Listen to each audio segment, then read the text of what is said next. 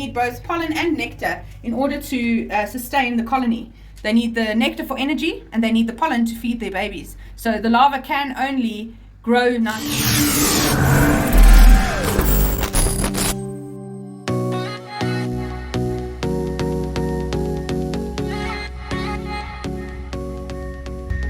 So guys, today we're here at Fordoun, which is in the Midlands. We've been helping them with their hives for a number of months now, and recently they've installed an amazing observation hive, which we're coming to have a look at and see how they're doing. Come on in, let's go see.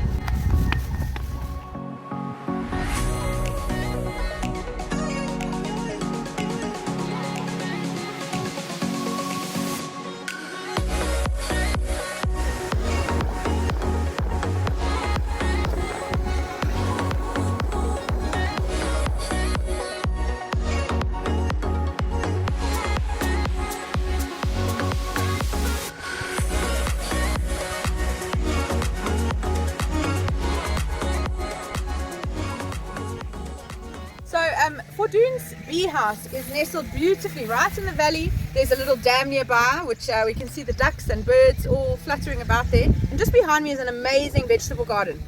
So these beehives are here to help with pollination of their fruit and vegetables, which are used in their lodge and in their wedding venue.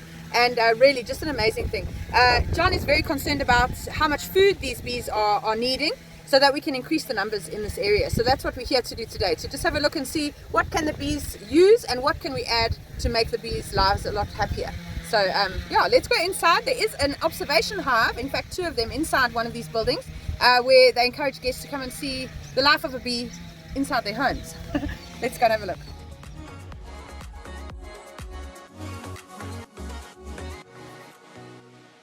On the other side of that beautifully painted mural, we've got the beehives with little holes drilled through the wall so that the bees can come in and out, and these hives are at least secure from tampering, and if guests come past, you don't have anyone at huge risk. The placement of this is also quite a lot higher than the road, so that all the flight paths of the bees doesn't disturb the people walking by. So really a wonderful concept and a wonderful idea. As we come inside here, the smell of honey is just amazing. So this is where the 2 observation hives are, and they are of different strengths, but you can clearly see that these bees are doing fantastically. They love this, nice and safe. Here you can see the bees are working and building on this side, and then as you go further up into the super, you can see that they're building new comb and that there's quite a bit of nectar coming in there as well, which is very, very wonderful to see. If you come closer here, you can actually see this brown just below where the bees are working, and that's actually the capped brood. That's where after the queen has laid an egg, the larva will pupate, and once it pupates, it's actually capped. And that's basically where we wait about 2 weeks, and then they hatch out as bees, which are ready to work in the hive. If you look on the front section here, you can see how the bees are building throughout. They're covering all of the frames, working really hard at making sure everything is operating effectively inside the hive. Remember that bees need both pollen and nectar in order to sustain the colony. They need the nectar for energy and they need the pollen to feed their babies. So the larva can only grow nice and strong if they have a variety of pollens available to them.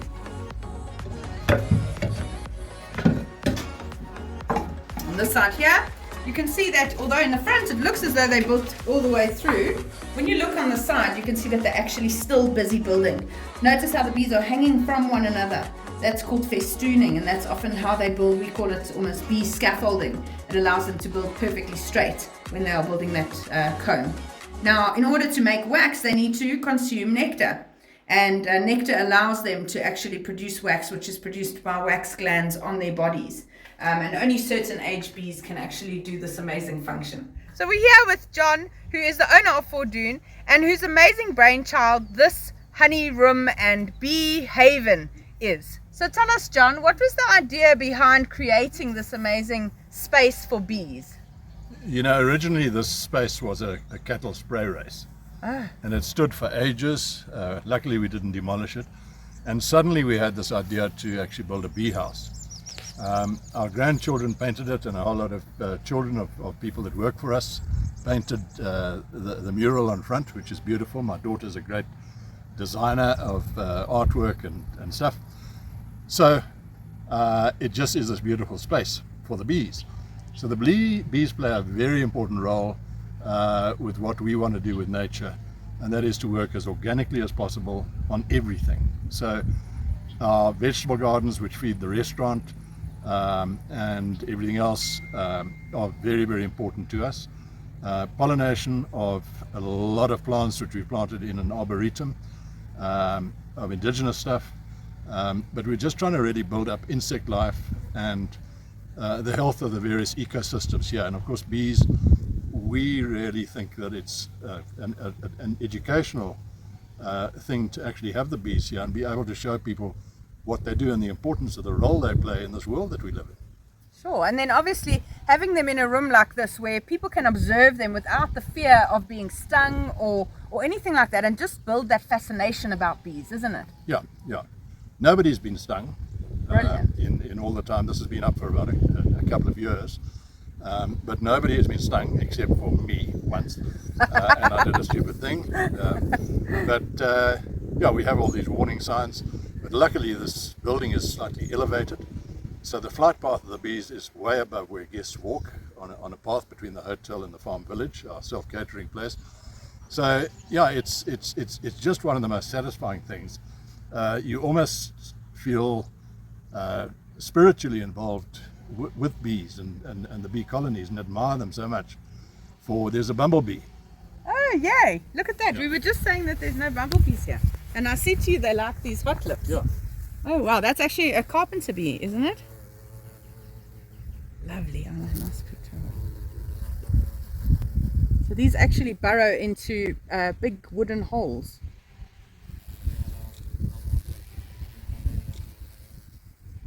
Will you tell us a little bit about Fordoun? Where we've already said that we're in the Midlands, which is beautiful, but tell us a bit more about what Fordoun is all about and what you guys are doing here. So Fordoun is a farm which was first settled in the mid 1800s. We, in 2005, opened a hotel here using the old dairy as a spa, and we also converted a lot of the old buildings into hotel rooms and created the whole of Fordoun Hotel. Of course, we live on a farm, so we've got what we call the farm village.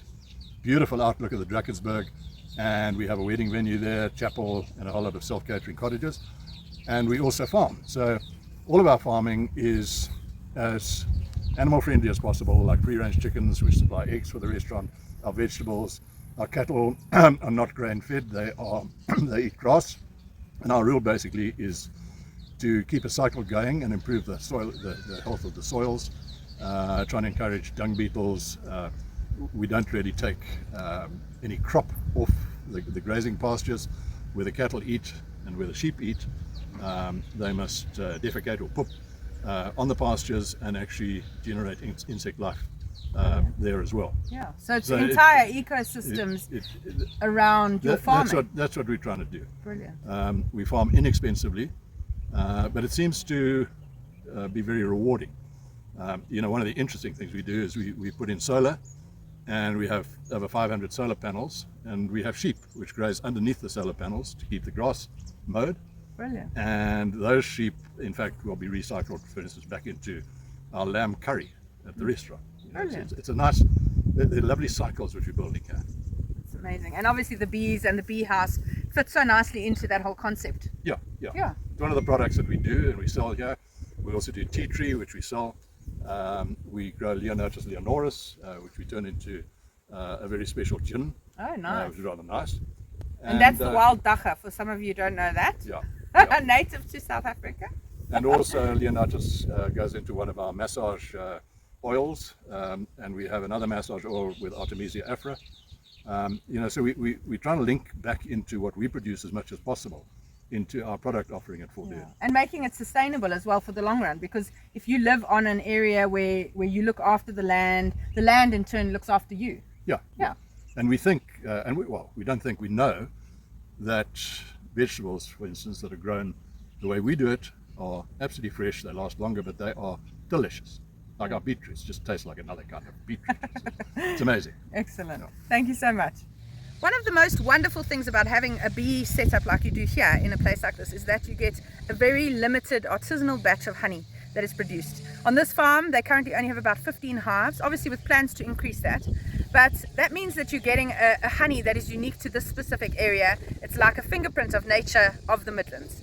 A really wonderful, rare, rich honey with beautiful sweetness where you can taste the different flowers that are giving that amazing honey taste. So, and the only place to get that will be here at Fordoun.